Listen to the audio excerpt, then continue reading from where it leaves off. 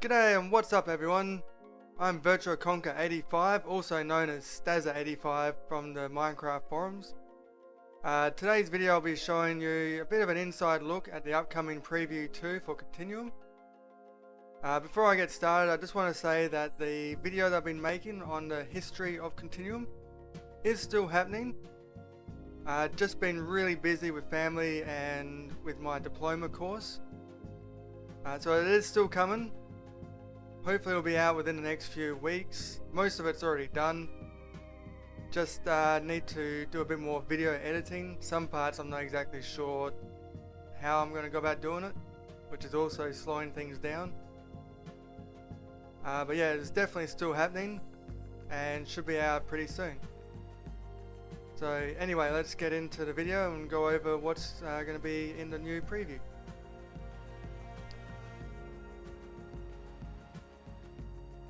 Alright, so first up we're going to have a few more new shader options. The first one we'll go through is a new global illumination settings, plus a few more POM offsets to try and get your parallax occlusional mapping working right for your texture pack. In global illumination we have the original GI quality. Now that one there basically sets the quality of the calculation of the global illumination. We recommend leaving that at 2. We also have the new filter quality, which will improve the look of the global illumination. That can go all the way up to, I think I've set it at 7.5 for now. Obviously the higher you go, the more frame rate it will take, but it will improve the look of global illumination. Plus you can turn global illumination completely off in the settings.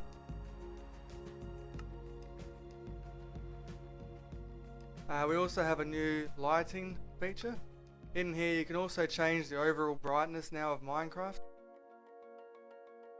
So you can actually drop it all the way down, so you can actually really get rid of a lot of the brightness to the shader,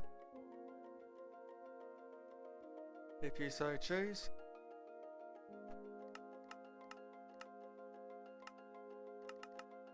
There's a couple of presets that you can cycle through, try and get how you want it to look.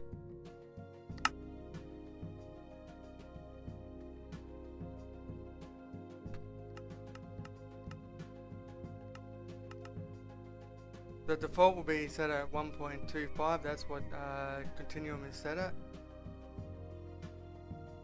We also have the new torch coloring that you can do. So if you want your torches and glowstones to be a particular colour, you can now. So you can see all three here, they're all blue colour now. You can go through and customise the colours how you see fit. There's quite a few preset numbers you can choose from. Give it a bit of a yellow colouring, or perhaps you like green. So yeah, you can go through and play with those new settings now. Also, as you can see, there's a temporary underground light fix. We'll get into that in a little bit.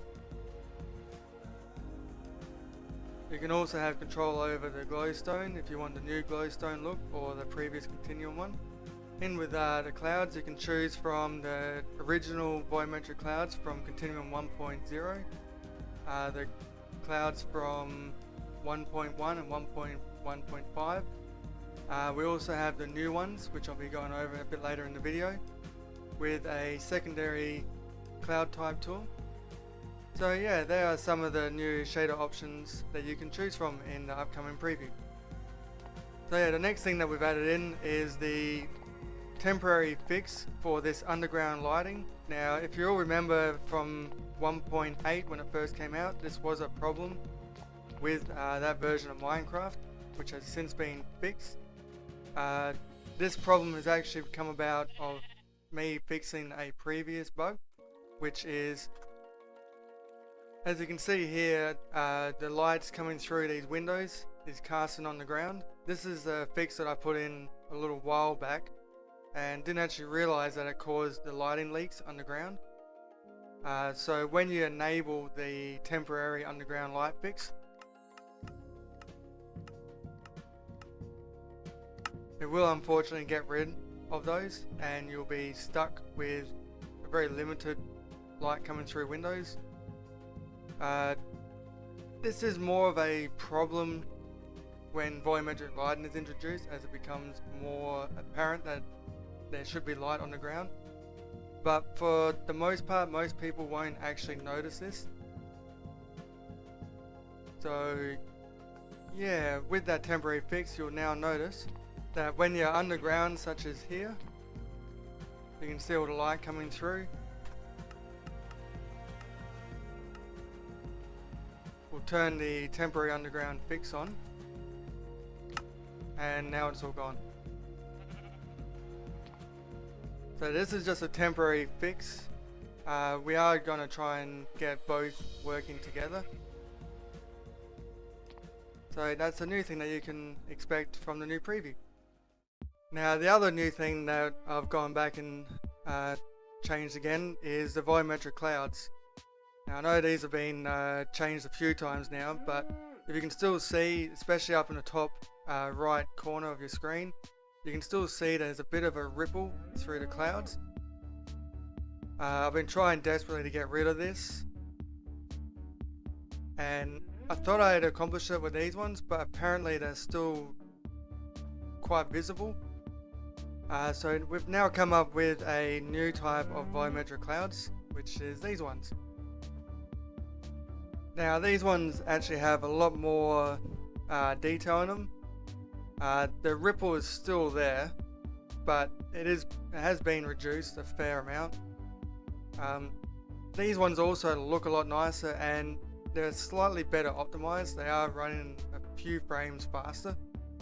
They also calculate further off in the distance, which match up better with the 2D clouds. As you can sort of see there, that's where they sort of cut off, which is roughly where the new volumetric clouds cut off. I will be adding in a shader options for the clouds as well to adjust the height. Just haven't got around to that just yet. Now, if you really want to try and get rid of the dither pattern altogether, there is a secondary cloud type. When you come into the clouds feature, since we're using the Volumetric Cloud 3, this will be the Cloud 3 type. You can turn that on, and you'll end up with these sorts of clouds. These ones do have a very, very minimal amount of ripple in them, although the actual look of them aren't as nice as the other ones, so the other ones will be on by default. But you can come in and have a look and see which ones you prefer. So yeah, they are the new volumetric clouds that will be coming in Preview 2.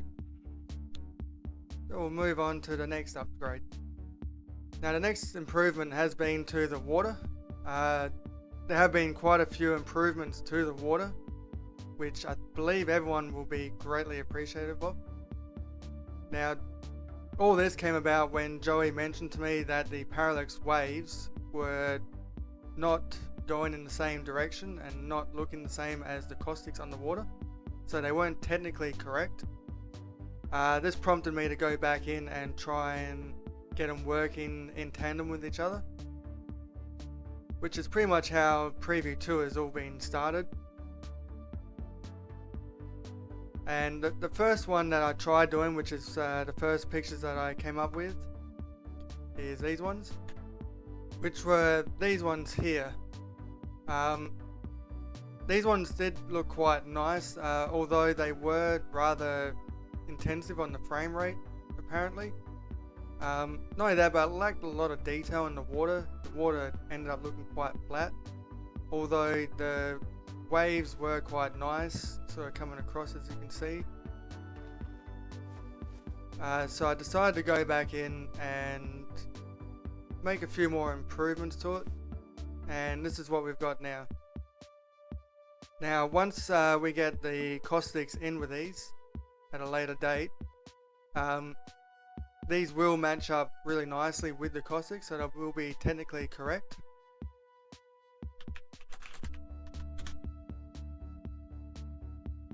And as you can see, they're a lot more detailed, I suppose, a bit more waves to them. That sort of long wave that comes across that you saw in the previous one is still there. So you will see pretty much like a dynamic wave come through every now and then. You can kind of see them coming through there. You may have also noticed that POM is also now visible through the water.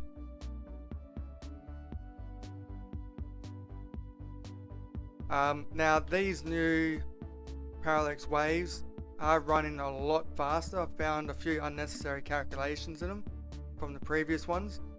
So when you're around water, especially with all the rest of the features put in, you will see about a 5 frames increase. Which has allowed us to add in a few more extra things. And the first one I'm going to show you is this one. As you can see here, we now have displacement of the water. So it waves up and down, which also goes in the right way with the waves coming across. So the waves are coming across this way, and as you can see, the waves are going across like that. Now this has pretty much been a feature in any other shader, but it is especially a welcome addition to this one, as it doesn't look like a solid sort of block anymore. Adds a bit more dynamic to the water. And yeah, the other thing that these waves are good for is they change with the rain as well, so the waves will become like a lot higher. So we'll change it to rain. And as you can see, the waves become more violent.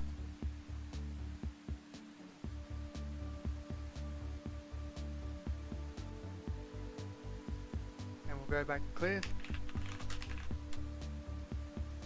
And the waves will slowly calm down and settle out. And this is what they look like around fountains. As you can see, they sort of bob up and down now. Unfortunately though, these new waves almost cancel out the 5 frames increase.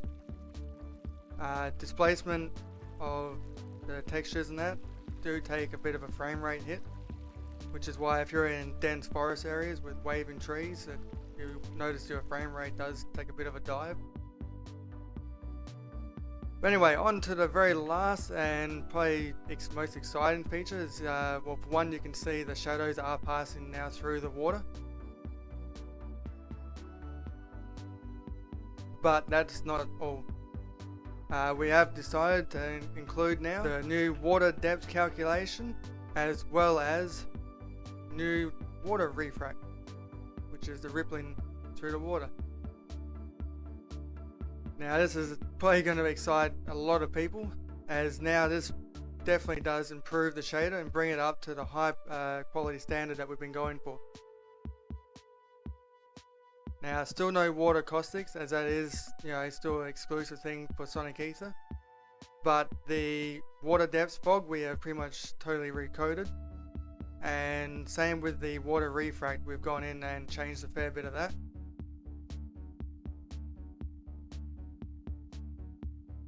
So yeah, this is something that has been long awaited for, and this will be coming in the upcoming preview too. Now on to the last feature, and the last feature is the extended shadow map. So no longer does it get cut off at a certain distance, it just goes as far as the render distance can go. As you can see, that building over there has the shadows casting from it. Same with the church here. Those golden plates and all that over there, casting shadows. And once it renders, you'll see this building over here is also casting shadows. Now in the previous version, this is what you'll be seeing. No shadows casted on the building, none over there.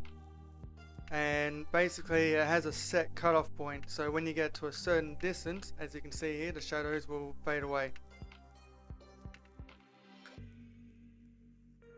Now this, along with the global illumination improvements, have been made by our new member, Bruce, or Bruce Knows How as he wants to be credited as. And along with the help from Death Raid and Joey, with their new recode of Continuum, decided to come back and add these things to the preview to give you all a taste.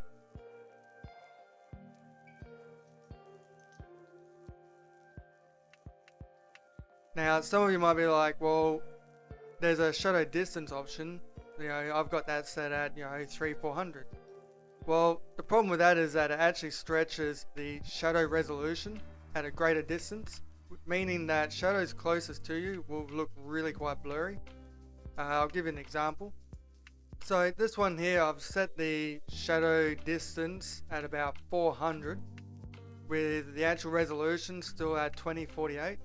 Now you can see, yes, that casting shadows on the buildings now, they're casting shadows, but the problem with doing this is that all the shadows closest to you become really quite blurry. That is because it is stretching the 2048 resolution of the shadows over a greater distance. So it's not really an option to do. Whereas with the new one that we've got from Bruce, as you can see, the shadows closest to you are still calculated correctly. And if I fly up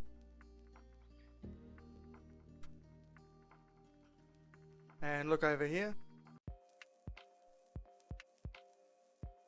as you can see, the shadows are rendering over there, as well as them keeping their overall look closest to you.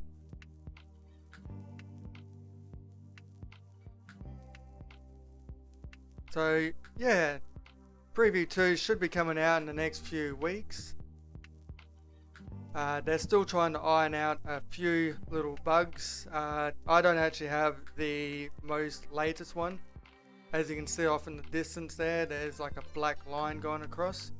That has been fixed. I haven't got that latest version yet, as they are still working on it to get a few bugs ironed out. The other thing as well is that a lot of you are probably wondering, well, what's the frame rate going to be like with this? Like, with all these new features, surely there's going to be some pretty big frame rate hit, especially with the extended shadow distance.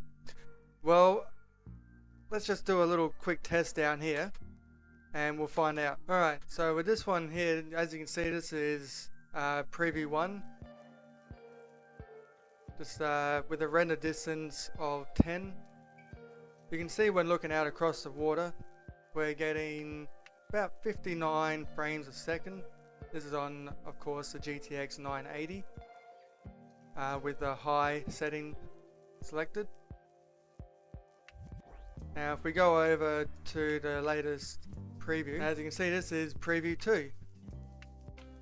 And we're running at about 61-62 frames a second, which is really quite good considering with all the new features such as the POM calculating under the water, the new water refract, the water depth calculation, and the extended or infinite shadow distance. Now for those using lesser graphics cards, you can actually turn off a couple of features, say the water waving, which is that one there, and the water depth and water refract to make it look just like it did in the ordinary preview. All those off, you can get about 65 to 66 frames a second, which is a further 5 FPS increase.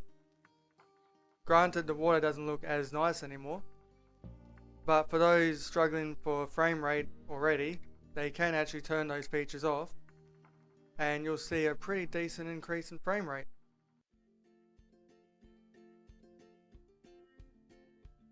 So yeah, this is the next Continuum version, which will be Continuum 1.8.9 Preview 2. We're still doing a preview to make sure that all the bugs are ironed out before a full official release. And just to recap, there's the new shader options, the Tempory underground fix, the new Biometric Clouds, the new water look, which has the water refract, water depth, POM calculator underwater, the waving or displacement of the water, and GI improvements along with new quality sets and the extended shadow map, which you can see off in the distance there.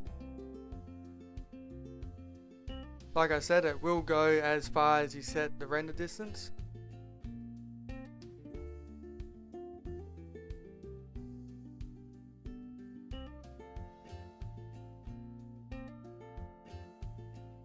So yeah, we are hoping to get this out within the next couple of weeks. And that's all for now. And I'll catch you all next time. Bye bye.